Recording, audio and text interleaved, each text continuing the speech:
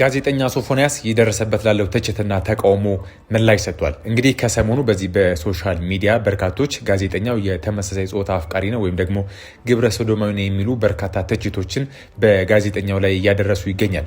ታዲያ ጉዳዩን አስመልክቶ አሻም ጋዜጠኛውን አነጋግረው ከጋዜጠኛው ያገኘችውን መልስ በመግለጫ መልክ ይዛ ወጥታለች። መግለጫውን ወደ እናንተ ከማድረሴ በፊት ከቀናት በፊት ጋዜጠኛው በዚህ በሶሻል ሚዲያው ላይ ከከባድ ዝርፊያና ድብደባ አመለጥኩ ሲል በዚህ በሶሻል ሚዲያው ላይ አንድ ጽሁፍ ለጥፎ ነበረ።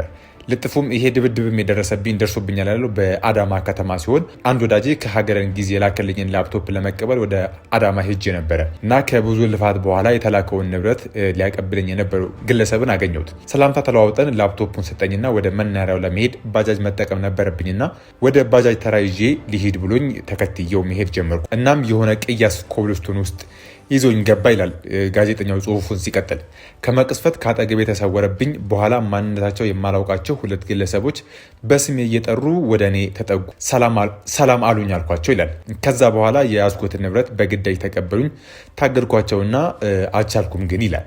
ይልቁንም በኃይል መምታትና በቡጢ ማጣደፍ ተያዙ። ደነገጥኩኝ እናም ወደቅኩኝ ሲል ጽሁፉን ይቀጥላል ጋዜጠኛው። እረ የሰው ያለ በወንድ ልጅ አምላክ ያላልኩት ነገር የለም። በኋላ ባለ በሌላ አቅሜ አፈር ልሼ በዳዴ ከዛም በከፍተኛ ሩጫ አመለጥኩ። ወደ ዋናው አስፋልት ለመድረስ ያለ የሌሌን አቅሜን ተጠቀምኩ። በኋላ አስፋልቱ ላይ እንደደረስኩ ባገኘሁት ሚኒባስ ታክሲ ገብቼ እግር አውጭኝ ብዬ አመለጥኩኝ ይላል። ታክሲ ውስጥ የነበሩ ሰዎች ደነገጡ፣ አረጋጉኝ። ወደ መናኸሪያው ከሄድኩ በኋላ አንድ ወንድሜ የአዲስ አበባ መኪና አስይዞኝ መንገዴን ጀምሬያለሁ። የገረመኝ የሌቦቹ ተግባር አይደለም፣ ጉዳዩን ልክ እንደ አሜሪካ አክሽን ፊልም ቆመው ያዩ የነበሩ በቁጥር ጥቂት የማይባሉ ሰዎች ናቸው ብሎ ጽሁፉን ያጠናቅቃል ጋዜጠኛው። ታዲያ ከዚህ ጽሁፍ ልጥፍ በኋላ ደግሞ የጋዜጠኛውን የጽሁፍ ልጥፍ የሚቃረን ወይም ደግሞ የሚገጭ ተንቀሳቃሽ ምስል በዚሁ በሶሻል ሚዲያ ላይ ተጋርቷል።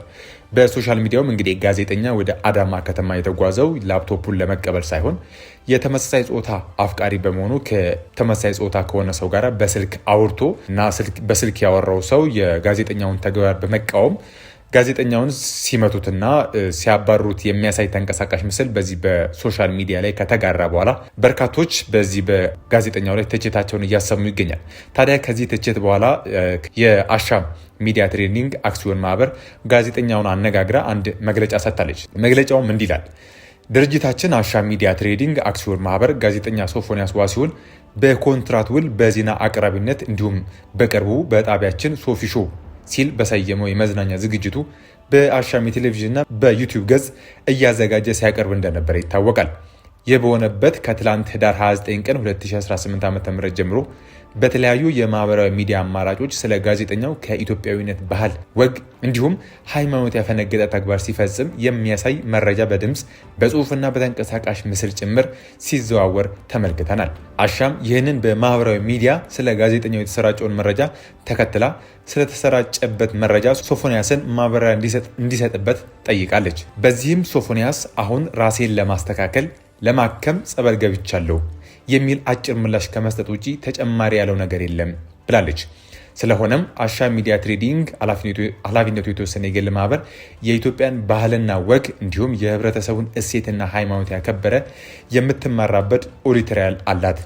ይሁን እንጂ ጋዜጠኛው የሚዲያውን ኦዲቶሪያልንም ሆነ የማህበረሰቡን እምነት፣ እሴት፣ ወግ፣ ባህልና ሃይማኖት የሚጻረር ተግባር ተሰራጭቶበት በመመልከቷ እጅጉን እያዘነች ድርጊቱ የሚዲያ ተቋሟን የማይወክል ይልቁንም በጽኑ የምታወግዘው መሆኑ ለውድ ተመልካቾቻችንና ተከታታዮቻችን ለመግለጽ እንወዳለን። ከዚህም በተጨማሪ አሻም ሚዲያ ትሬዲንግ አክሲዮን ማህበር ጋዜጠኛ ሶፎንያስ ዋሲሁን በፈጸመው ከባድ የማህበራዊ እሴትና የኦዲቶሪያል ጥሰት ጭምር የነበራትን የስራ ውል ከዛሬ ህዳር 30 ቀን 2018 ዓ.ም ጀምሮ ማቋረጧን ለመግለጽ ትወዳለች ይላል።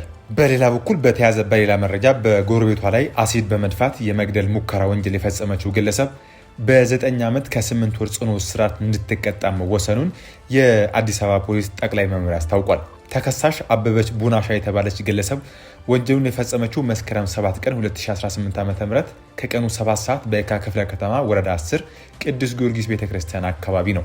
ተከሳሿ የግል ተበዳይ በር ላይ ቆሻሻ ደፍታ ስትመለስ የግል ተበዳይም ለምን እንደዚህ ተደርጊያለሽ ብላ በምትጠይቅበት ሰዓት በተፈጠረ አለመግባባት ተከሳሽ ፊት ላይ አሲድ በመድፋት በግራ አካሏ ላይ ከፍተኛ ጉዳት ማድረሷን በየካ ክፍለ ከተማ ፖሊስ መምሪያ የኮተቤ አካባቢ ፖሊስ ጣቢያ ገልጿል።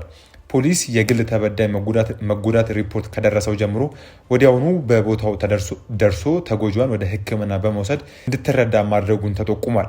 ከሕክምናው ጎን ለጎን ተከሳሿን በቁጥጥር ስር በመዋል ተገቢውን መረጃና ማስረጃ የማሰባሰብ ሂደትና የምርመራ ስራ ማጠናቀቁን ፖሊስ ጣቢያው አመልክቶ በተጠርጣሪዋ ላይ በሕክምናና በሰው ማስረጃ የተጠናከረው የምርመራ ውጤት ለአቃቤ ሕግ ልኳል።